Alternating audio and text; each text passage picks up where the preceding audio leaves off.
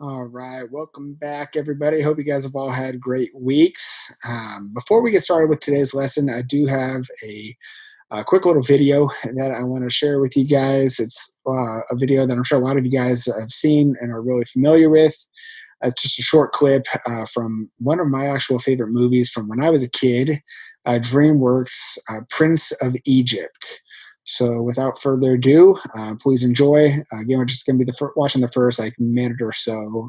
So, enjoy.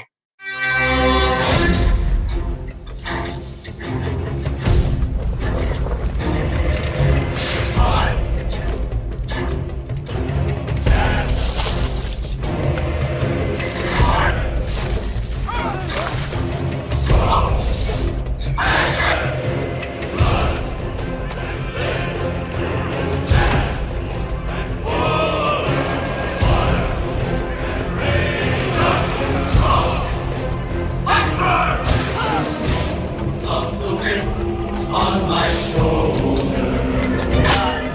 the salt of my sweat on my brow. And oh, King God of mine, can you hear your people cry? Us now is our God.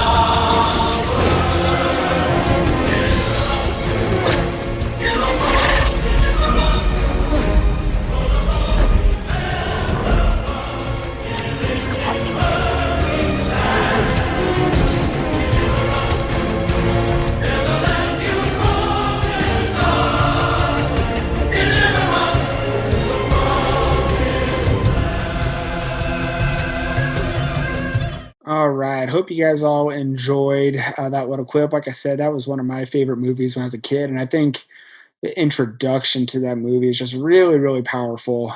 So, obviously, we are going to be talking about Israel in Egypt. And this kind of fits in with one of the common themes that I've had a lot recently, with just kind of looking at verses or stories that we are all really, really familiar with, but maybe too familiar with, to the point where, when we're reading through these stories, or we're reading through Genesis and we come to, Joseph down in Egypt, and, the drought happening, and Israel moving to Egypt, and then we get, go right on into Exodus, and we don't even, give this story much of a second thought, and we don't really question, what is going on there. And I think that is, to our detriment for sure, because there's a lot of really good lessons that we can take away from this story, that are actually, pretty prevalent to what's going on today and what we're going through today. Questions like, why was Israel even in Egypt in the first place? Or, why did they spend 400 years in a nation that enslaved them? These are questions that, like I said, teach us a really, really good lesson about what's going on here.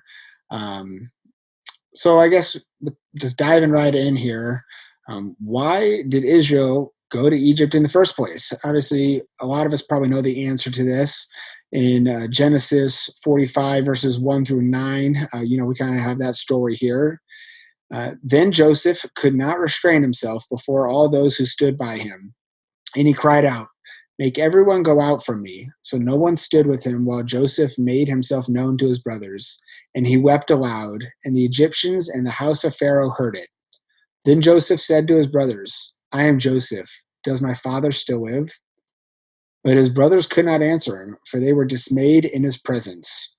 And Joseph said to his brothers, "Please come near to me." So they came near, and he said, "I am Joseph your brother, whom you sold into Egypt. But now do not therefore be grieved or angry with yourselves because you sold me here. For God sent me before you to preserve life. For these 2 years the famine has been in the land, and there are still 5 years in which there will be neither plowing nor harvest. And God sent me before you to preserve a posterity for you in the earth, and to save your lives by a great deliverance. So now it was not you who sent me here, but God. And he has made me a father to Pharaoh, and the Lord of all his house, and a ruler throughout all the land of Egypt.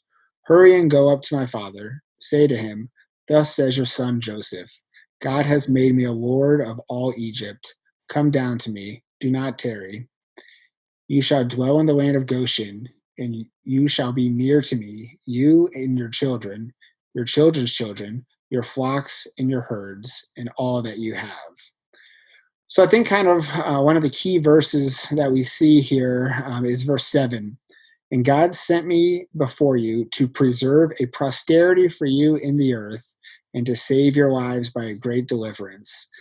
I think, yeah, the idea here is, preservation and deliverance.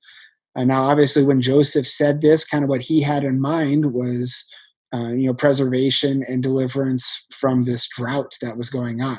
He said that there were still 5 more years of drought. Come on down, we'll help you out. We've got food. But when we look at it, hindsight's 2020. Obviously there was a lot more going on at play here because Israel stuck around a lot more than just 5 years. They were there for 400 years.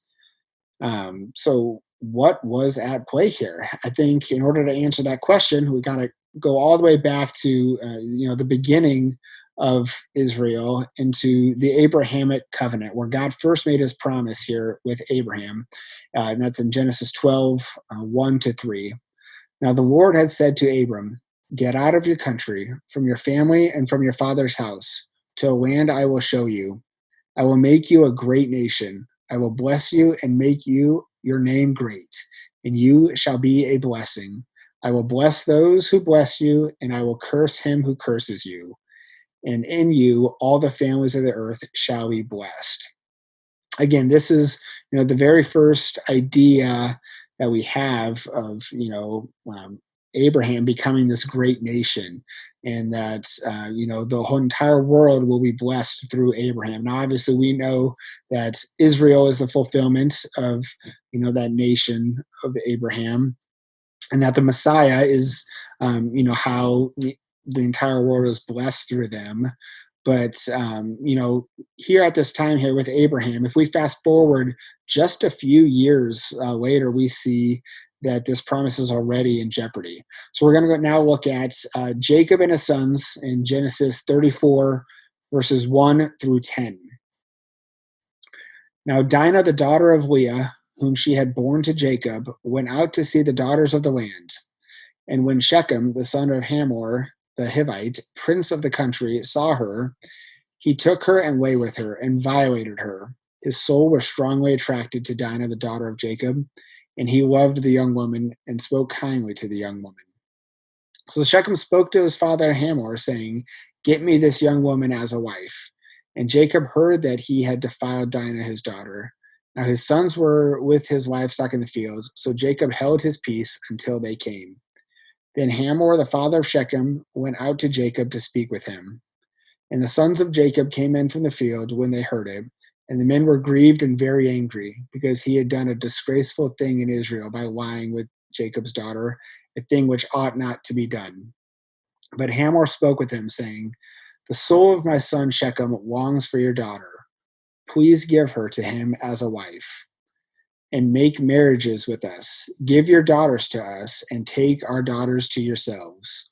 So you shall dwell with us, and the land shall be before you. Dwell and trade in it, and acquire possessions yourselves in it."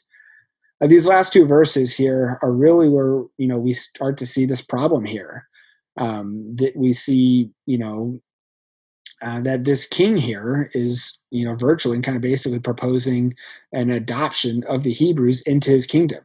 He says that he wants them to marry their daughters, and for them to marry his daughters, and to make trade with them, and kind of for them to just merge into one kingdom there. And in fact, if we go forward just a few more chapters, we see that Judah even eventually takes a Canaanite wife. And actually, I think that this is a strategic satanic attack on God's plan for Israel. When we look all throughout the Old Testament, we see that Satan is attacking Israel, trying to disrupt God's plan with Israel. He knows that Israel is key to God's redemption plan for all of humanity, and so I think it's his idea and mindset that if he can destroy Israel, or in this case, prevent the nation from even existing, then he can kind of destroy God's plan, therefore beating God. And that carries through, like I said, all throughout the Old Testament. We see it here, and we see it in the tribulation as well, in the form of the beast, where Satan is trying to destroy the Jews and destroy the nation of Israel, trying to beat God. But despite Satan's plan and attack here, God's got an answer. Obviously, we know about the drought in Canaan, and that forces the Hebrews, forces Jacob's family to go look elsewhere for food. And obviously we know about Joseph down in Egypt, and God set him up in a powerful position, and gave him the insight to come up with this plan for the drought. And so the Hebrews moved down to Egypt, through Joseph's invitation. And contrary to how the Canaanites, who wanted to intermarry with the Hebrews, the Egyptians see the Hebrews as an abomination. And there, it actually says, quote, abomination for just eating at the same table with them. The Egyptians want to have nothing to do with the Hebrews, let alone, intermarry with them. And so this is really where we see, God's masterful hand at play here. When, Jacob and his family go down to Egypt, we see that his tribe consists of about 70 people. 400 years later, at the Exodus, that tribe is transformed into 603,550 men alone of the age of 20 or older. A tribe of 70 became a powerful nation. This is God's masterful plan at play right here. He saw that his plan for his nation was in jeopardy in Canaan, that they were wanting to intermarry with him, and that they wouldn't be able to become the powerful nation that he had in store for them. So what does he do? He takes them out of there, puts them down in a place where the people want to have nothing to do with them, but they're able to grow and become a strong, powerful nation. And I think when we kind of look at it through this perspective of God being at play, that God is in control, that even in these bad and hard times for Israel, obviously, we look back at that clip from the Prince of Egypt, where they're being whipped and beaten through their enslavement. Obviously, those were very hard and trying times for the Hebrews, but God was still in total control and was working out his plan. And that's kind of how I want to tie it into today. Obviously, we're going through a very trying time ourselves. I'm sure you guys have all seen this picture out there on the internet. It's like the most clickbaity picture that's out there. But we're going through a trying time right now. Whether we are directly affected or indirectly affected, everybody is dealing with this right now. And I'm not trying to compare, the quarantine that we're going through to what the Israelites went through in Egypt, but this is certainly a trying time. And the Hebrews knew something about trying times. And when we look back at this story and see that how God was working through this from the beginning, before they even went down to Egypt, God was orchestrating this plan, and God has a plan, and God is in total control. And that's just the encouraging message that I want to leave you guys here with this week. I know that times are hard right now. You might have lost your job. The economy is not doing well. These are hard times, but that doesn't mean that God has lost control. God is in control. God has always been in control, and God will always be in control. And that's just the encouraging word that I want to leave you guys this week. So if you got some time this week, feel free to check out The Prince of Egypt. It is on Hulu, I found out. Otherwise, I will just plan on seeing you guys next week. Thanks.